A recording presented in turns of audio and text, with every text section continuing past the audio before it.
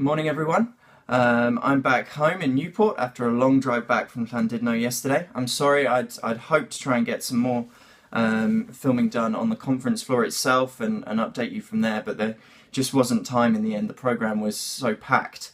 But I've got my notes here and hopefully we'll just give you a little bit of a kind of summary of what happened, some of the stuff that was discussed in my group at least, and then perhaps a couple of highlights of the whole conference for me as a way of wrapping up this whole vlog from the time is now.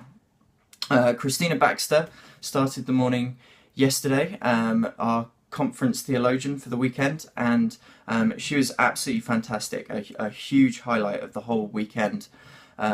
Incredibly gentle, inspiring, but challenging at the same time. And one of the challenges that she brought to us yesterday was this challenge that what we are doing is responding to God's call to something new through 2020 vision, and doing something new almost always means giving something up that we're already doing in order to be able to do that. And we need to think carefully about what those things are, not because they're old things, not because they don't work or haven't ever worked, but simply because in order to follow God's call, we need to let go perhaps of some of the things that aren't old but are just not for now.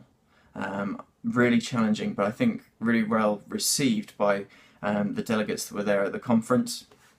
We then went on into more presentations from the different dioceses, different things that were going on, more chance for discussions in groups. Some of the sort of key themes from that, the theme of structures came up again and was a bit of a focus for the day yesterday. Lots of conversation about some of the contrasting approaches that different dioceses have taken to establishing ministry areas. So some dioceses going straight in, getting going as quickly as possible to try and make as much progress as possible.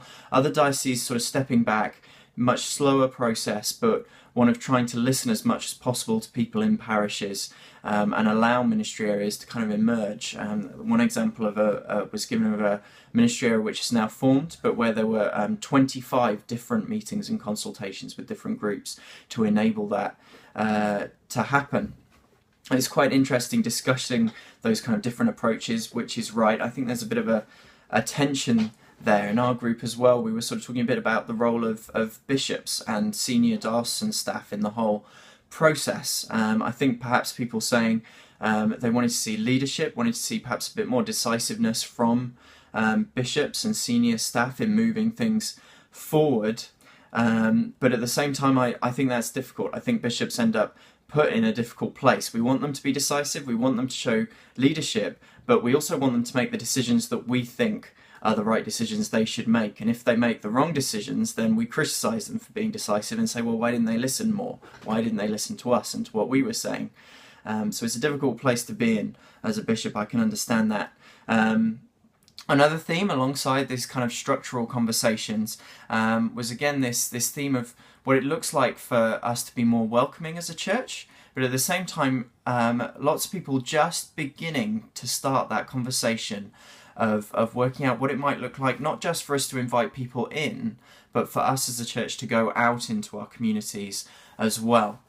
And to be church amongst the community where we are. There's a great presentation from the transition missioner in Wrexham, where he began to talk about what it means for us to relearn how to speak the language of our local communities, and to blend the incredible transformational words of Jesus, words of the gospel, that language into the life of our local communities, in ways which are contextual, ways which are engaging, ways that connect, as opposed to perhaps some of the old language of faith which doesn't connect. We need to find new language together.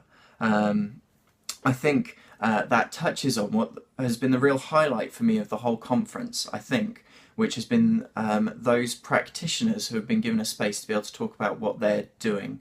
I think for me they've been the most inspiring. They've talked the most practically about the issues and the challenges that they're facing, and talked really honestly at times, and that's been helpful. We need honest conversation about some of the challenges, some of the tensions, some of the obstacles that we're going to face together in this whole 2020 vision process. And so I think increasingly for me, what's been highlighted is that we need as a church to be getting those voices heard, the voices of people who are trying new things, voices of people who are trying to form new ministry areas and encountering struggles and challenges along the way, so that we can then learn from them and put what they've learned into practice in our own local context, our own local ministry areas, our own local parishes as well.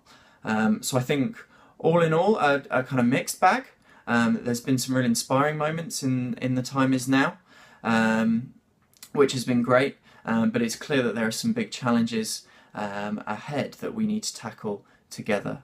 It's been a fantastic weekend. I'm really glad to have been able to be part of it, and my hope and my prayer is that through some of these video blogs as well, you've been able to get a bit of a sense of what's happened. So see ya till next time. Bye.